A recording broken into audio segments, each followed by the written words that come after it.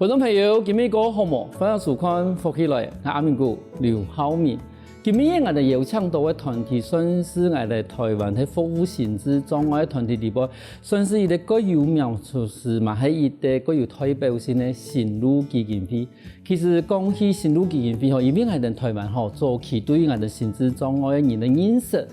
唔多，接触度嘛唔多，故是有一群家长提起时间蛮记得冇啲经验嘅时间，都出去游行，同时去送书去联署。然后出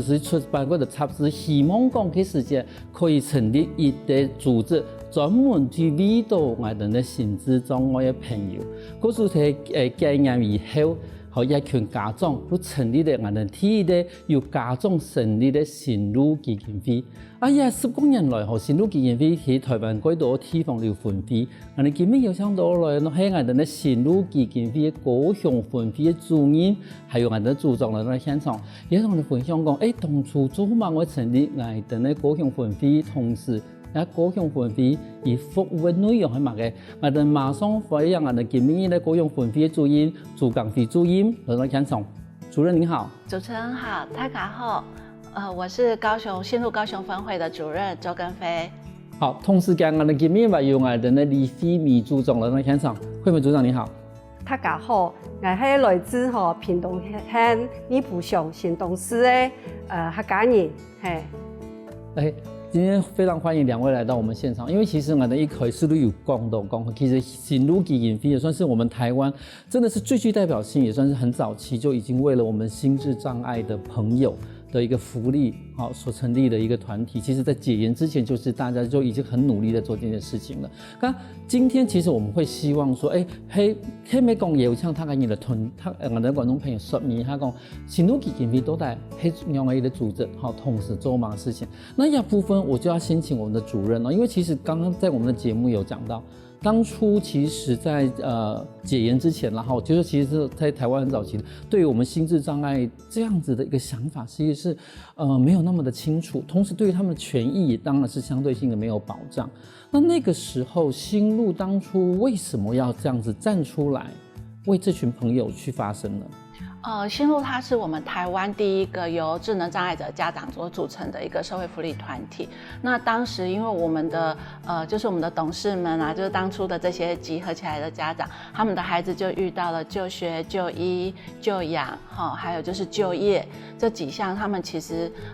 遇到了這樣的一個困難，所以第一個他們就要先為自己的孩子爭取權益。那發現說，其實我們全省各地都有這樣子的一個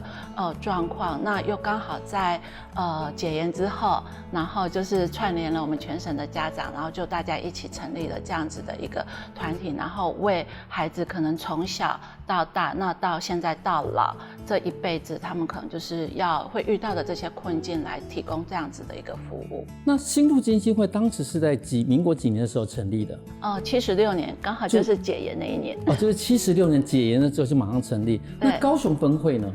在83年，就是大概幾年之後，高雄分會就成立了嘛。是的。那因為我知道說，其實新路在全國各地其實都有分會嘛。那個時候高雄分會是第幾個分會？第一個。就是台北總會成立之後，那在83年我們就先在高雄成立分會，那之後才開始有桃園新竹跟在最慢目前是那個台中，好，那我們在澎湖離島也有成立了一個全日型的機構。是，剛才小木要組長，跟我哋講，高雄分會係83年成立的嘛，哈，跟這個係乜個時間都我哋新路基金會啊。86年，都等於3年後呢，哈。咁唔知個幾時做乜會參加我哋嘅新路基金會咯？因為同電視台同科系有關係就是讀新聞的，讀新聞的都單打獨鬥，沒有個團隊。對，我那時候想說要進入一個有團隊合作的一個單位，那我就來面試。面試之後覺得說，這個我有團隊，然後可以領薪水又可以做愛心，懂後，所以我就進入新路基金會了。所以當時成立的時候，我們先回到高雄分會這部分來。高雄分會成立的時候，你還記得那個時候的狀況，或者是說那個時候資源都是從哪裡來？好，其实我跟我们惠美组长一样，我都是86年，我比他晚进来，是晚到新路哈。那在我进来之后，听前辈们说，其实我们很多，尤其是以新路当时是台湾第一个家长成立的团体来讲，那我们从国外引进了，包括像早疗，然后像照顾者的喘息服务，对，那都会先是在台北，因为台北的资源相较之下有比我们其他县市还多。那台北执行一段时间之后，我们就争取到在高雄来做办理。那也因为我们高雄也有一群家长，对，那有我们的就是我们前副执行长，他就是带领就是成立了一个高雄分会之后，我们就陆续把这些服务建制起来。然后在当时其实资源真的是比较缺乏，那我算是比较早进去的社工，那我们那个时候就是到区公所，那时候个资法还没有那么严谨，我们可以跟区公所要资料，然后我们就是去拜访这些家户，然后拜托家长让孩子出来接受服务，然后我们也努力的去建制这些服务，因为家长会说啊，出来干什么？又没有服务给他们用，然后我们就自己找老师，然后办理了一些课程，然后因为孩子如果从学校毕业后回到家没有继续接受服务，就忘得很快，退化得很快，其实到最后就是造成我们照顾者很大的一个照顾负荷，所以我们也就是劝家长，因为家长其实不放心，对，那他过去没有成功使用服务的经验，就像刚刚主持人说的，我们的社会福利当时并没有那么的完整，那他们比较多都是比较挫折的经验，对，所以印象不太好，所以我们那时候其实是花了很多的力气去拜托家长让孩子出来。就像刚刚主任所说的，其实很多家长他的挫折感，甚至是防御心是比较强的。可是，因为就刚刚提到了，我们都还要拜托家长去让小朋友来出来，接受，不要说接受服务了，应该说真的是去接受学习。因为其实这些事情在家里面，假如没有一个不转压唯一的训练的话，它其实真的会退化的蛮快的。那样子的一个过程，尤其是在南部。南部的资讯其实流动的不是这么的快速，尤其是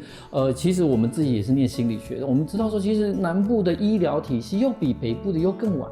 有很多时候，这些家长会听医生的话，但是他不见得会听组织的话，那个时候怎么去说服家长呢？应该是说我们其实有一点就是需要花多一点时间跟耐心啦。对，然后我们可能就是透过一些比较不是那么应该是说没有那么严肃，可能就是一些比较休闲性的活动。对，然后比如说你来参加一些活动，带孩子出来玩，然后比较轻松、比较简单，然后你可能出来玩，包括现在我们去偏乡也还是会这样，就是你出来参加活动，然后就会有精美小礼物，对，然后还有就是那有些家长知道孩子毕业了没有地方去，那我们就跟家长说，那你孩子可以出来学些什么，然后孩子出来交朋友，对，那出来走一走这样子，对，那我们也透过就是像学校老师，好，早期我们其实是有到校园做戏剧的这种宣导，就是让大家认识什么叫智能障碍者，对，那可能家长可能会比较信任，有时候我们也透过邻里长。对，那就是帮忙，就是我们去家访的时候，第一次见面，可能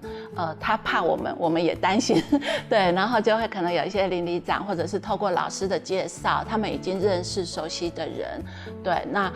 再慢慢的去让他们发现说，原来我们的服务对他们的孩子是有帮助的，然后再来就是我们的社工啊，其实是带着一些，因为我们的社会福利很多都是需要知道的人、会申请的人才用得到。对，那我们的社工就去教我们的家长，你怎么样申请服务？你其实有哪些权利你是可以使用，你没有用到。那透过这样子让家长知道说，原来我们是来帮他们的。对，真的是。看好了吼，真的要家长用想的人呢吼，我一想一点了参加人发通，然后一想一点讲，其实可以有一啲更好的，算是服务可以帮人生意呢，慢慢的生发得都更好。咁从按人来讲啊，以目前高雄分会来说，目前的一个服务的对象跟服务的范围是什么？我们主要就是以智能障碍者，然后唐氏症啊、自闭症啊、脑性麻痹啊，或者是有合并智能障碍的这种多重的障碍的这些服务对象。然后呢，年龄主要就是从国中毕业以后，然后一直到老，就是终身这样子。对，因为我们心路就是以父母的心陪孩子走一生的路。对，所以基本上他只要进来心路，只有服务间的转换，那我们就没有所谓的一个结案的一个概念。对，所以大概只要高雄地区的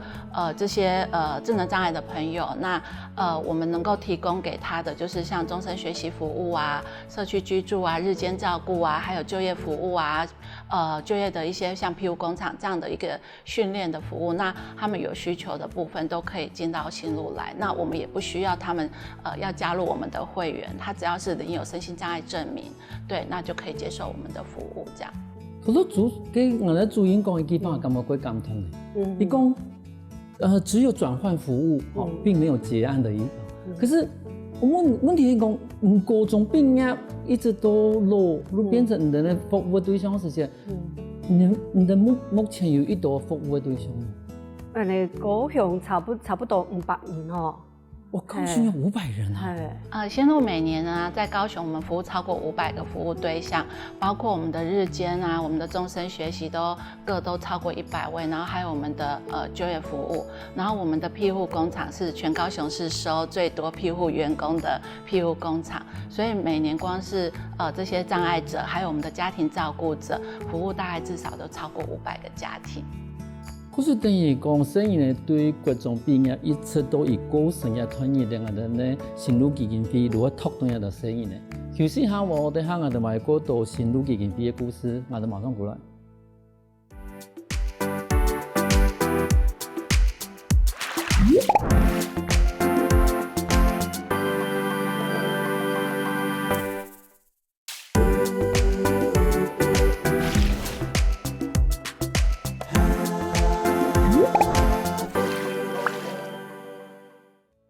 欢迎过来，福气来耶！上个节目，我哋来自心路基金会高雄分会的主讲会主任，同时还有我哋的李飞米组长来到我哋现场，同嚟分享讲，当初怎么有高雄分会的成立？那这部分，因为刚刚其实我们的主任有提到，就是说，其实我们有就是算是高雄最大的庇护工厂嘛。那其实我们今天也带了蛮多的产品在那边，你是不是跟我们观众朋友介绍一下？说，譬如说庇护工厂。一般来说，我们庇护工厂就会生产一些，比如说饼干啊什么之类的。那今天带来的也是吗？对，我们庇护工厂在凤山，然后它叫一家庇护工厂，大家都会问我们说，是哪一家？它就叫做对，它就叫一家工厂。对，那我们主要做的就是蛋卷跟手工皂。那今天现场带来的主要是蛋卷。对，那因为我们蛋卷主要就是我们的食材啊，都是用我们在地包括我们的一些小农在地生产的一些这样的一个食材，那都没有其他的一些添加，所以还蛮推荐大家的，就是像我们有这个红梨啊、芝麻，然后还有巧克力，对，其实都是还蛮受欢迎。还有像香蕉，也都是我们高雄的一个在地食材。那还有我们限量有那个林园的那个洋葱蛋卷这样子，对，而且看起来盒子都很漂亮。对，我们会跟邀请一些插画家跟我们联名合作，包括我们的那个阿布的礼盒，就是他本身就是一位抗癌的一个斗士。那在他就是抗癌10周年之后，他发愿要做100件公益的事，那我们就跟我们合作。那主要是因为他也跟我们分享说，因为我们的蛋卷是无添加，而且单支包装，然后对于癌症患者，因为不能乱吃东西，要很谨慎。但是他觉得我们的蛋卷因为无添加，对癌症患者来讲，他觉得是一个很适合的点心。对，刚刚主任有提到，就是你们庇护工厂目前就是做蛋卷跟手工皂。我刚才在想说，很多地方都是做饼干，因为蛋卷老实说技术性很高，是没有错，而且手工皂的技术性也不低，可是为什么会选这2个当技术性这么高的一个做产品呢？我们其实是有做过一些尝试啦，这也不是我们一开始就做这样，那有做了一些尝试。那因为庇护工厂的庇护员工是各种障别都有，它不是只有我们心智障碍类，我们也有听障的庇护员工，也有肢体障碍的庇护员工，那他们彼此是可以互补的。然后我们在那个工作的流程里面，其实是有设计的，让每一个阶段都有适合的障碍者他其实适合可以做，那我们也透过机器的辅助帮助他们完成。那比如说像我们有自闭症的庇护员工，他包手工皂就包得超级好，因为他可以把它封得很密。对，那这个就是他很擅长的事。那我们老师透过就是职务的再设计，然后给他一些支持的工具，他就可以把他这部分的工作做得很好。对，所以我们其实是依照他们的一个优势的能力来帮他们做一些规划跟设计。那经过训练之后，他们也可以有产能，然后也可以有收入。那甚至他们的收入我们有一些庇护员工，他的收入是家里的经济支柱。对。等于是说，其实虽然讲你的身体上面可能身心上面有一部分有障碍了哈，但是你的其他部分还是该好哈。比如讲头痛啊的那主因讲呀，比如我们讲有一些自闭症的，但是你做事情一定做病啊的够优哈，所以你拿来包东西啊，一定要包乖哈。那前面呢？前面又是怎样的产品呢？前面的话是我们小作所的这个小作所的这个服务对象，他的能力又比我们庇护工厂庇护员工再稍微弱一点点。那等于说他也是在这边做一些就业的一些活动的这样子的一个支持跟训练。那所以前面的话有包括像我们的那个手工笔，还有我们的那个布书，手工布书，都是他们手工这样卷的，对他们自己去做这样的一个制作，这样。对，那他们透过他们的这样我们的一个销售，那他们就可以领到他们那个奖励金，对他们来说是很棒的一个鼓励。对，至少而且对他们来说的话，他们其实能够更去认为自己是一个有用的人，他们能够做过，他们能力能够达到的事情，对社会有贡献，看起来很好看啊，是而且实用，对，没有错，没有错。亚部分的小莫也主张看我们这个对86年都更加哈。一开始黑俺说新闻组的讲的媒体的嘛哈，然后来变成行政，咁也如何这个有这个影响过什么一啲事情？头头有讲到吼，伊是提为这句，有在甲总统人讲，伊26年第一摆好好的水动猪，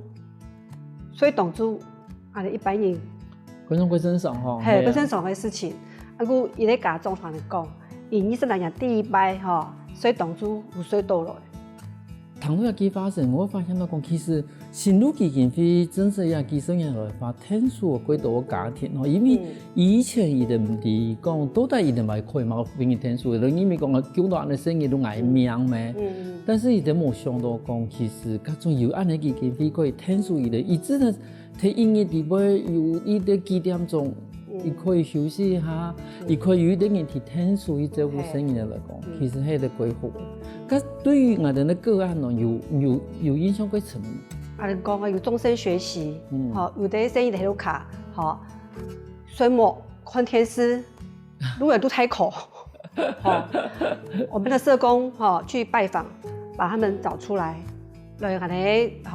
單位來學習，可以變樣呢，來上課。交朋友，阿哥可以自己打扮，體路卡過邋遢，阿哥出來會打扮的，會交朋友的，嘛會過講法的，有啲生意呢過安排哦，逛街看電影，他們的休閒生活比我們還豐富。對啊，真是。有走出来之后，生活就会改观。因为有时候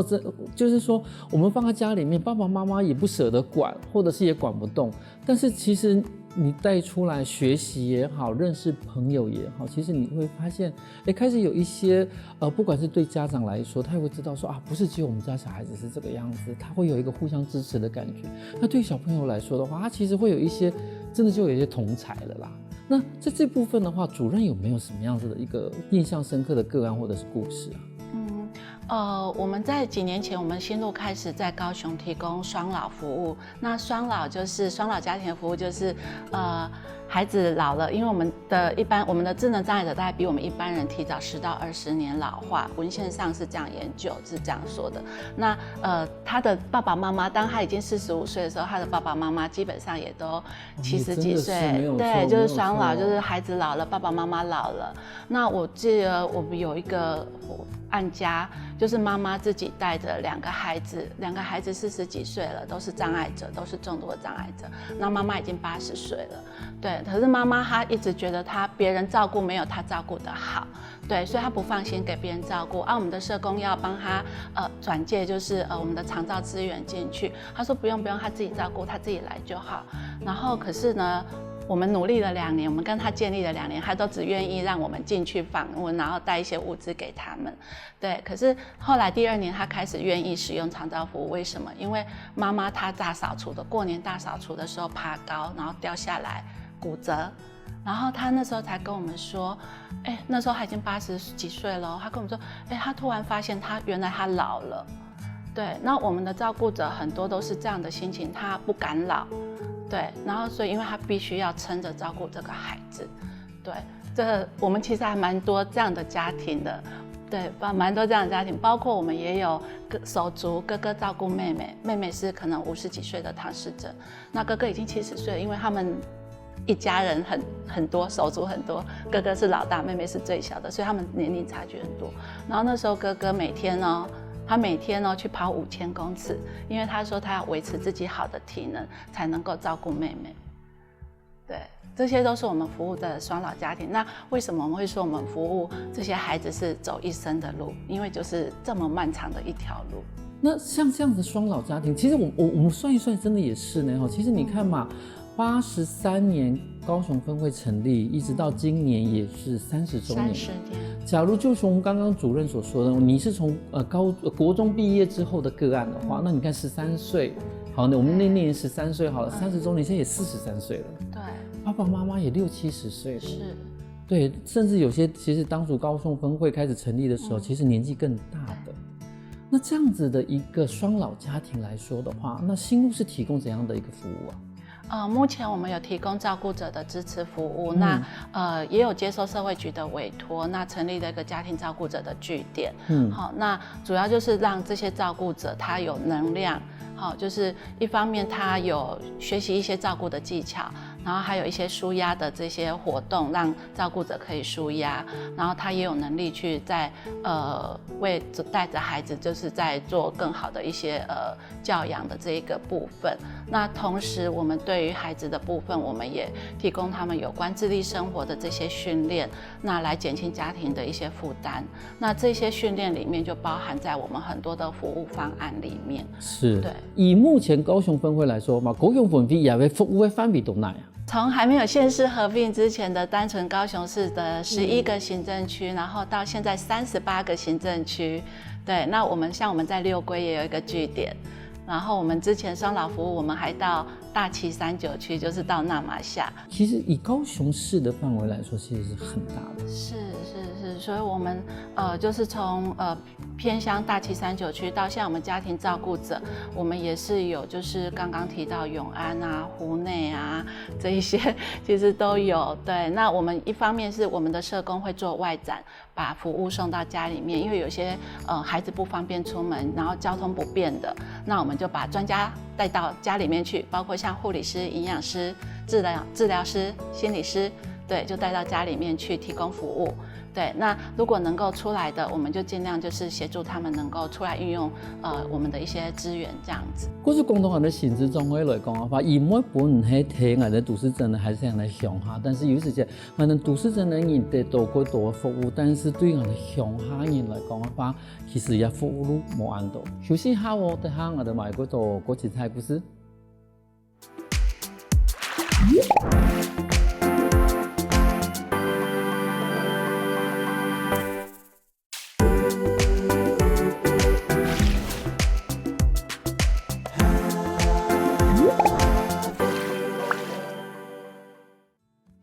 翻过来福起来嘅，上个节目我哋新路基金会高雄分会嘅主讲会主任，还有我哋李飞米组长嚟到嚟现场嚟分享，而带来嘅我哋皮肤工厂嘅一啲产品。而且想问一下组长哈，因为其实头先我哋嘅节目嘅听一团节目後來時有講到工程嘅服務嘅方面，其實我哋全部高雄市，都用案哈，都我哋咧那馬下嘅到期產嘅部分。啊，頭先我哋咪有講到講，你講80人嘅工作人員啊，咁你哋應用去服務很多家庭。好，除了专业人员哈，我们还有一个志工团。那我们志工团哈有100多人，来算是来辅助我们一些服务这样子。其实有志工团真的是会重要的哈，因为真的服务很多人，又同时很多家庭、很大的地方。我想某志工团真的是服务人了，但是除了志工团底部呀，你这个有印象过什么故事？啊，那志工哈，以为哈很认同新路的服务，哈，同佢哋生意呢哈嘛建立很好的感情哈，所以哈，除了自己来服务很多食宿之外哈，也就哥哥啦哈，阿嫂啦。兄弟姊妹啦，全部都走入來。隔壁阿媽走來嘅，隔壁鄰舍全部嘛有來。嘿，錯，他兒因此還得獎哦。真的哦。嘿。怎麼我得獎呢？嘿，因為政府有啲獎係頒發給算是家庭的，家庭組織的志工，也有高齡的志工。都有，还有得奖，都等於你講，一路把一路卡全家太細路儂全部把伊做志工做嘅，就是很認同新路的服務，然後也對我們服務對象有感情，這樣子。你講到有感情嘅部分，咁人哋嘅志工地位啊，譬如講有幾種家庭，即係來做志工嘛？有哦，安尼講到安尼家長哈，有啲家長生意來送安尼一啲服務嘛哈，啊以嘿別的中心，他來當志工，嘿，這樣子。阿馬維嘎家長哈，因為他照顧自己的孩子，他不斷的進修，他有專業人員的證照，他來進入社福業工作，所以說，我覺得這是一個自助助人的一個循環吶，就讓我很感動啦。如這個天數這個啦，有偏人的一個天數以外，伊嘛係這個照顧這個。但是其实还是很重要的，就是说，就刚刚组长所说的，是一个自助自人的一个循环。但是你也要有一个开始，是新路一直就是那个开始嘛。对，我们其实志工团在85年成立，对，那其实是希望招募一些志工来当我们这些障碍者的朋友，因为我们的障碍者很难交到朋友，对，那所以我们的志工团其实从85年到现在，有很多志工也老了，所以我们很需要招募新血。那虽然说我们目前有100多位，大概100出头的志工，所以也是在这边呼吁，就是我们社会大众，如果说您有时间的话，不管是下班之后。好，或者是说您可能是家庭主妇，或者是退休的人士、退休老师啊，或者是一些已经退休，那您白天如果有空，那也都很欢迎您到新路的据点来，跟我们的障碍者朋友一起互动，然后可以成为他们在社区里面的一个自然的一个支持者，这样子。其实这样说起来是真的呢，因为其实讲新路基金会算是我哋台湾最貴作為一個算是對於我哋的行事狀況嘅生意嚟講服務的團體，嗰種可能85年開始都更加嘛會30年，30年嗰種幾時嘅志工嚟講嘅話，比如講50歲做志工，算了算更加嘛80歲呢，真的是一個很算是一個組織非常非常久遠的一個志工團，嗰種其實真的是。希望新血來加入，可是問題是對於新血來說，以為他一定會有個問題嘛。第一個，他各個據點是都可以有志工嗎？還是說志工必須在某一個組織裡面才有志工？我们会由我们高雄分会这边，我们会统一训练。是，对。那报名的话，您可能到我们各个据点说你要当志工，那我们就会帮你登记。是，对。那我们会回来，我们这边由我们来，这边高雄分会这边会训练好我们的这些志工，因为我们有志愿服务法有规定，要当志工一定要上一定的课程。对，那所以我们再加上认识智能障碍者相关的这些比较专业一点的课程，好，那其实不会很困难。那主要就是刚刚讲，就是来当他们的朋友，对，然后支持我们的一些服务的进行这样子。对，那我们的志工团其实不光是历史久远，那在这么长的历史里面，我们其实也得奖无数，因为我们的志工的表现真的是蛮优良的。那这样子我服务的地方的话，我可以选择就近的一个据点吗？可以。那尤其是如果比如说你可能在上班，你也可以选择你上班附近，因为我们有一些志工会帮我们，就是我们有一些爱心商家会放我们的发票箱，那他们就去帮我们收发票，对，都是利用下班之后有空的时间，这也算是一种服务，也是。其实真的是贵企业国路的人嘛，他们有限的时间看我来听数。但是我可以问一个问题嘛，就是说以目前新路的一个营运经费来说的话，它大概是怎样的一个比重？我们大概有一部分是来自于政府补助，大概占1/3左右。好，那可能不到，慢慢的会不到1/3。那我们有大部分主要的1/3来自于我们社会大众的小额的捐款，那有一些可能是企业的偶尔的捐款赞助。那再来的话，另外我们期待我们有1/3是来自于我们的批发商品，我们希望我们能够有能力自给自足。对，那当然还是很希望说，就是主要的这1/3是希望来自于我们社会大众的一些小额捐款这样子。等于如果其实伊咧组织越来越大的话，因为其实政府本来钱都安尼啦，他要都安尼啦，因为其实尤其像我哋今年我哋嘅社会福利嘅嗰種組織越來越多，嗰種其實我相信對政府來嘅錢冇夠少，但是從我哋主任嘛講到，其實講最希望我講可以，當然這個可以休息個路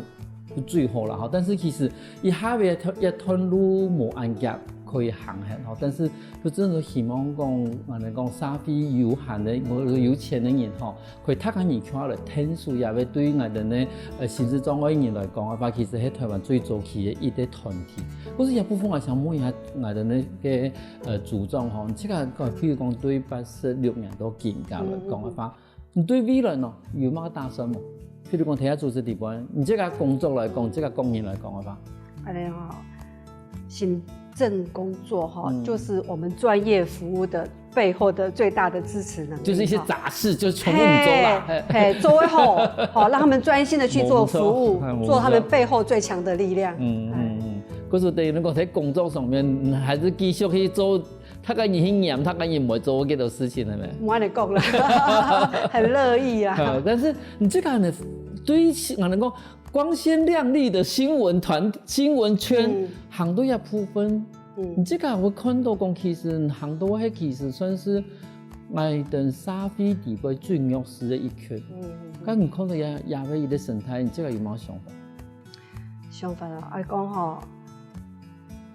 以一顆父母的心陪他們走一生的路。我哋主任有講到講心智障礙是一輩子的事情。好，那一輩子的事情的話，那這樣子的話，我們要提供多樣的服務，讓他們可以來做一些服務，這樣子幫助他們家庭啊，不只是心智障礙者而已。以高雄分會來說的話，其實他可能會接受服務的人會越來越多。那其實我相信，經費的部分大概以公家的經費來說的話，大概就是維持那個樣子。那未來高雄分會的一個發展的方向或者是想法是怎麼樣？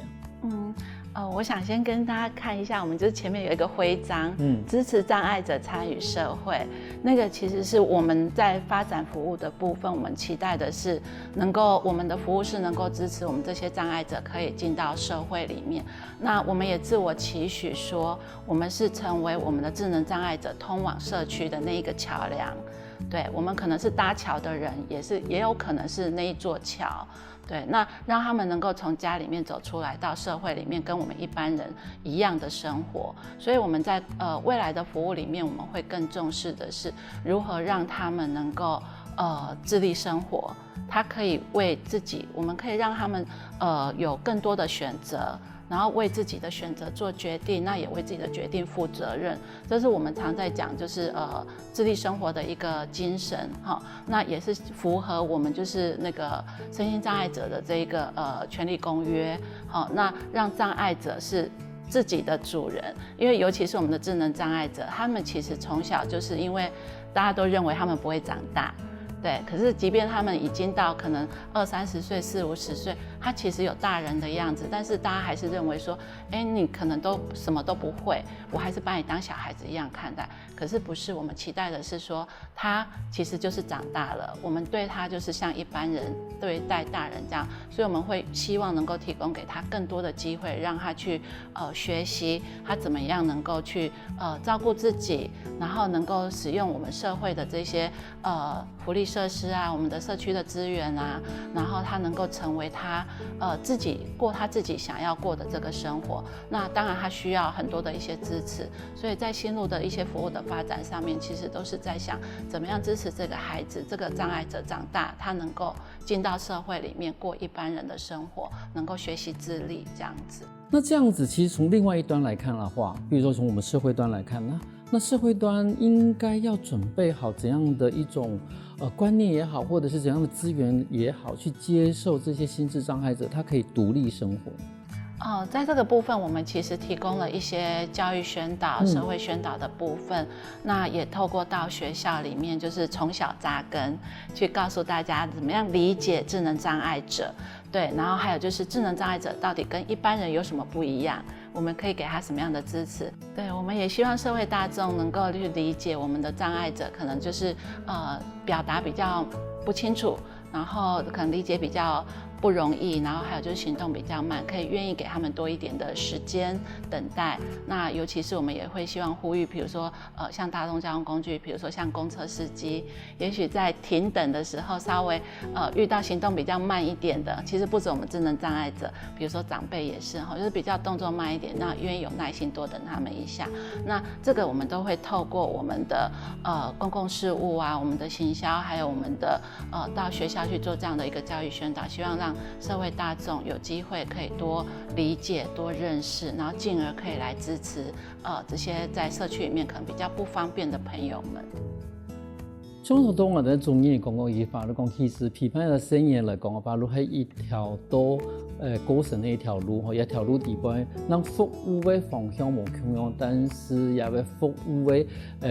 絕對唔會停嘅。好似你看，其實新路基建一路行過來，你真係你就像也命一樣嘅，你看就對心方行出一條路係真係你把我哋嘅心智障礙嘅朋友同我哋嘅社會地位去結合到一條最重要一條路。今天非常謝謝兩位來到我們現場，跟我們分享那麼精彩的故事。